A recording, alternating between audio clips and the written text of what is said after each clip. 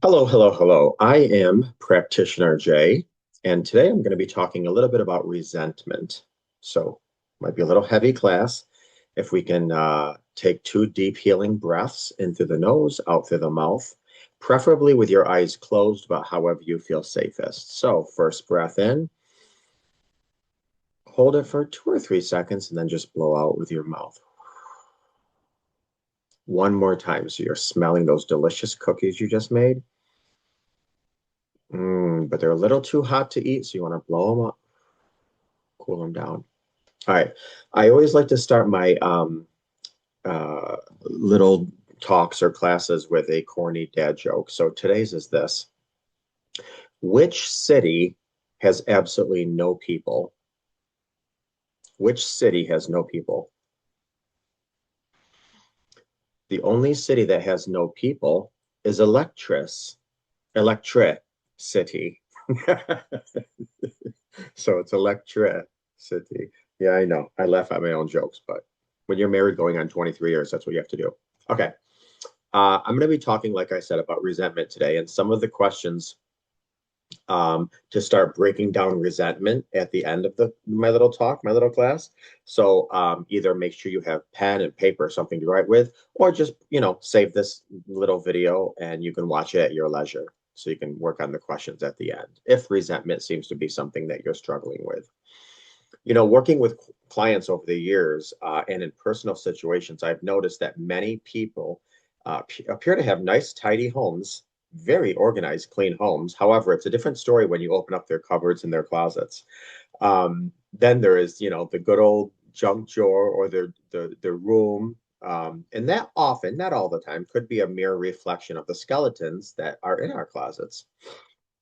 Things that we don't want people to look at because the emotions and the memories and the meaning that we've given to these objects that we've hidden away. I'm not going to get into hoarding at all, but hoarders have a real tough time attaching emotions with certain things, which is why you can have a pizza box that rats have been eaten and you ordered pizza back in the 70s and it's buried under 6 feet of clothes in your living room that's rat infested, but you can't get rid of that pizza box because there's an emotional attachment to that item. I'm not going to talk about that, right now, but keeping these objects and not dealing with the past literally blinds us because we are stuck in what we cannot see and what we cannot see accurately, which is what's happening in the present.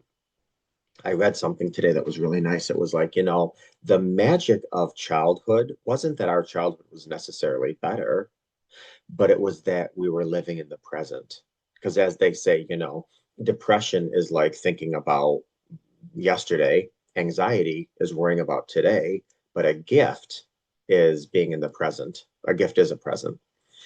When we hold on to anger and resentment, we create many, many, many negative mountains that we must now navigate and climb. And those include, tension, density, rigidity, aggressive energy. And this is in our mind, body, and soul. Our spaces and lives become tainted with this energy and mindset from the past, causing us to react in resentful ways. And I just wanted to tell you, resentment that's unchecked eventually corrodes its container. So we may think we're being resentful towards someone, but if we don't work to iron that out, whether that's forgiveness, keeping in mind forgiveness is not for them, it's a gift for ourselves. Forgiveness, I often say forgiveness is if you turn in forgiveness inside out, it's self-love. But resentment will corrode its container. So you got to be careful. And then we can have all these, issues. It keeps us stuck into victim mode and it puts the blame on us. So being able to let go doesn't mean dismissing, avoiding, denying our feelings or experiences in any way, shape, or form. It's about just facing, accepting, and feeling and processing all of these feelings and it's not fun. It's not fun at all. It's not fun to be lowered into the pit of rattlesnakes.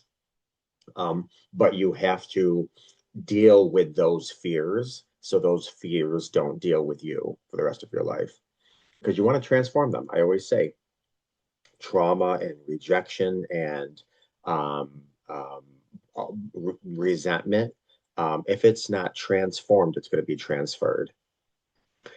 The more resentment builds up, the harder it is to deal with, just like dirty dishes. If you do them right away, it'll probably take like 5 minutes. But if you wait to the end of the day, now you have a lot of dishes and that food is caked on. So it's going to take a lot more work.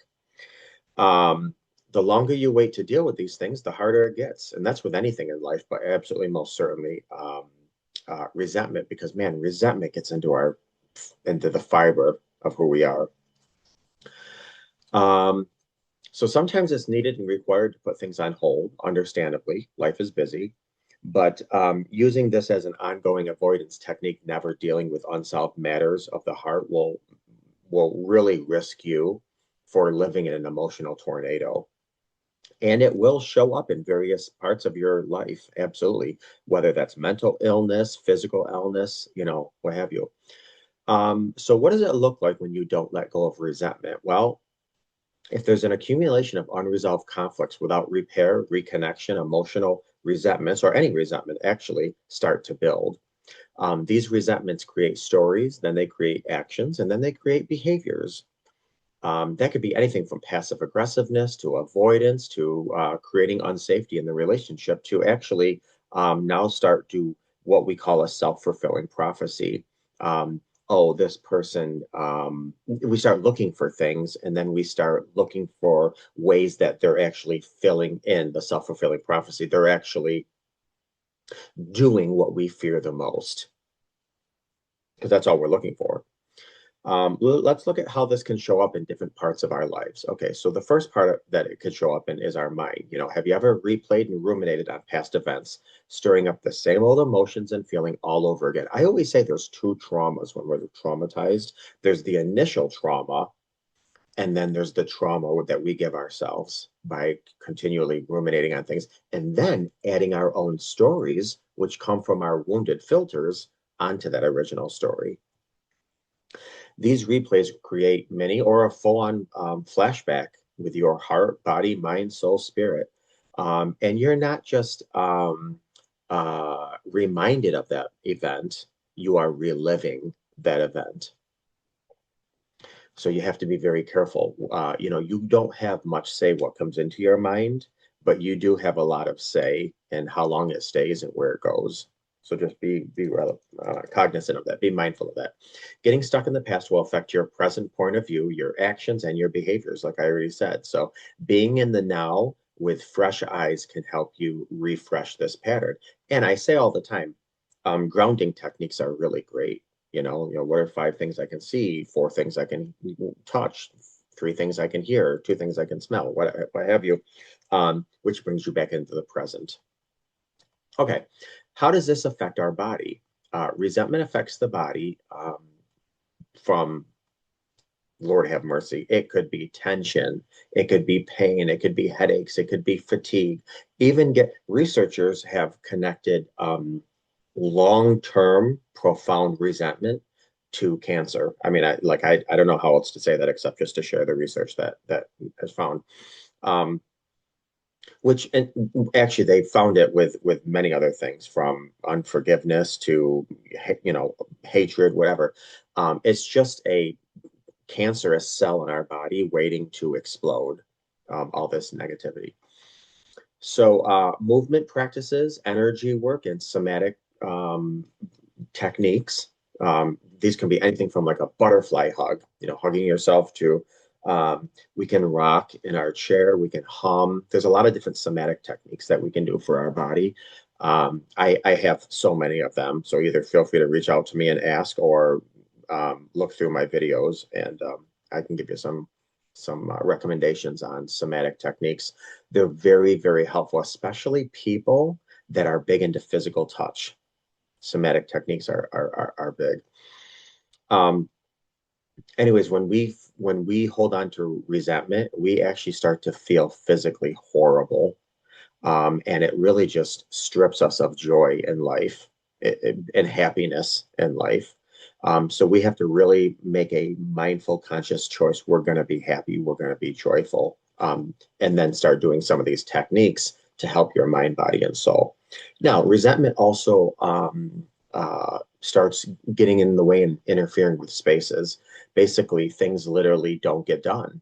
They either don't get done. This is what's interesting. A lot of people will mistake laziness for actually ADHD or resentment or some of these other things. But no, it's just because your mind is so overwhelmed. You don't want to. It's like you're overwhelmed. So it's not you're not lazy. You're just overwhelmed. Um, or people hold on to grudges. That's another way. Like a lot of times we say to ourselves, well, if I don't do it, no one else will. Or if they do it, it won't meet my standards. I mean, I'm going to tell you something. I fall short of this. I'm constantly asking my family to help with dishes and load the dishwasher. Then they load the dishwasher, and I go back and complain because they loaded it incorrectly. So these are my things because when you have uh, trauma in your history, it's a lifetime to manage it. Now it won't manage you if as long as you manage it, but these are ongoing struggles that people with childhood or developmental trauma have, and even trauma in adulthood. There's an ongoing narrative and point of view around how things should be done. This is why when you ask people to do things, you're never happy with how they do it because we have in our mind, this is how things should be done. Well, you got to be careful. You can't should on people. You really shouldn't should on yourself either, but be careful with those shoulds. With those beliefs comes resentments around something that occurred in the past, and now the individual is acting from the past in the present, continuing the battle. A lot of times, what we do is we will attach, well, you didn't do this the way that I asked because, and then fill in the blank. And usually, fill in the blank. What we do is attach it to our own insecurities, our own wounds, whatever. We just have to be very, very careful. For those watching that are familiar with Mel Robbins, I think she has a saying called "Let them." If you ask somebody to clean out the garage and it's nothing at all like you would do, you know what? Let them. You ask somebody to do the dishes, they did them incorrectly, what? Let them. Obviously, the dishes have to be clean, and sterile for health sanitary purposes, but to the best of let them. Really, when we're on our dying bed, when we're on our deathbed, and we look back at what was important in life, are the dishes stacked in the dishwasher correctly? What we're going to think about, honestly. All right, our spirit. So with resentment comes loss. You lose your connection with your intuition, your creativity, your playfulness, inner knowing, your passion, and your life's purpose. So resentment will absolutely interfere with your spirit and everything I just said. Your life energy is pulled away, and you are so much in your mind that you lose connection with your inner spirit, your drive, your ability to act from your place of consciousness because you're so focused on your wounds and the filter um, and and your hurt and your pain, and understandably so. There's a fine line between leaning into your pain and your wounds to heal them, but not letting them pull you into the river where you can't bring your nose up to grasp, any air. Resentment affects our heart. When we come from a place of unconditional love, we're able to understand that a person's reactions have little to do with us and more to do with our unresolved past. There's an old saying in psychology, and it goes something like this: there's something about that person I don't like about myself. And often it's like even with our kids, if you ever notice, the kids that frustrate you the most is because you see things in them that you hate within yourself.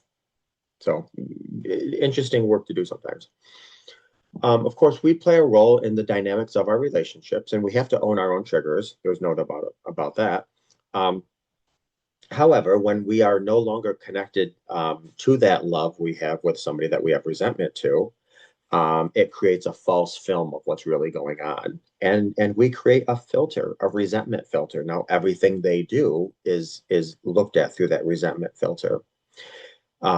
So compassion is replaced with hate, anger, and resentment, completely preventing a true sense of listening and understanding, learning, applying compassion, all that stuff. It's very difficult to move forward. Um, Often people hold grudges because they've never had an honest conversation of expectations. You know, there's a show that actually it's one of my guilty pleasures. It's called Love at First Sight. It's when people get married and they never met each other, whatever. It's so interesting because when two people come to the wedding table, and I know this because I officiate weddings, oftentimes they're exchanging the I do's without having a clue who the I am is. And then their expectation of love or marriage is put on the other person. The problem is the other person's theory and expectation and beliefs about love and marriage is put on that other person. And when those expectations aren't met, resentment can start to creep in. Years go by and that feeling, that emotion, they completely run on repeat. And then they go through our own wounded filters. Why didn't this person love me enough? Why wasn't I good enough? Didn't they, whatever the case enough? Um, and this adds to our resentment. So, anyways, all that being said, how do we start to let go and chisel away at some of this resentment? Well, I'm going to very quickly read some questions that I want you to ask yourself. Now, I'm going to tell you something. I'm going to give you a delicious nugget. If you want to do a deep dive into this work, I'm going to ask you some questions. If you can write them down with your dominant hand and then answer them with your non-dominant hand, you're going to be ahead of the game. I'm not going to tell you why, but it's been studied doing that. Okay. When it comes to your mind, questions to ask yourself this: what do you value or what do I value? How can I integrate it more into my decisions? What boundaries do I need to set?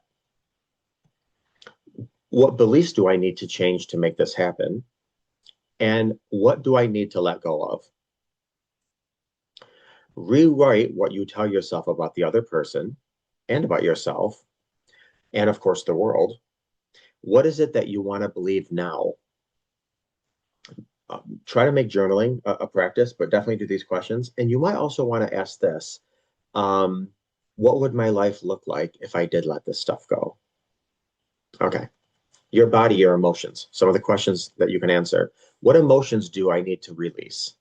What stories will change once I let this go? This is a big one because, oh, we love our stories. Lord, we love our stories. Nope, this is what happened. This is why it happened. This is the way it is. You can't convince me. You're right. I can't. If you are that hardcore, I can't. But we love our stories, but our stories don't serve us. Anyway, what techniques have you tried in the past that have helped? What new energetic and somatic techniques can you try now? Talked about all kinds of somatic work. There's also even somatic yoga, I think, or trauma yoga. If that's anything you want to Google, look that up and maybe try a class or two. You can find some free ones online. What daily movement practices can I integrate to keep things flowing on a regular basis? Because I'm telling you something, don't think, don't think just because, oh, I forgave this person. Now let me get out of bed in the morning and do bells. No, this work is like going to the gym. If you go to the gym hardcore for 4 months, you're going to see and feel phenomenal, phenomenal. But then if you spend the next 4 months junk binging and junk food and laying around, things are going to come back. Same with this. Once you start doing healing work, you really got to stay on top of it. Now, it won't have to be as intense as it is, just like the gym. Once you get to a point where you're happy, now it's just maintenance. You don't have to go, every day, 6 hours a day, 7 days a week, whatever. You will have to do some maintenance, but it will not be as intense as when you first start off, whatever. Okay. How you can help, some questions as far as when it comes to relationships. What support do I need to make these changes? Do I need to have some kind of church involvement, some type of online community, a coach or a counselor? What support do I need to make? Do I just need to go back into my own prayer closet, maybe a journal, what have you?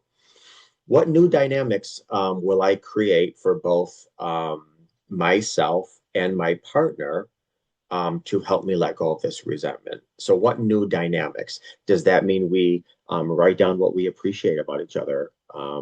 Appreciation journal. Does that mean that we put down our phones an hour before we go to bed at night and just focus on each other? What new dynamics must be created to really start chiseling away at this resentment? And what types of communication do I want to integrate? Listen, I'm going on 23 years of marriage, actually in like 3 weeks. I get it. You go on date night. What are the things you talk about? Kids, jobs.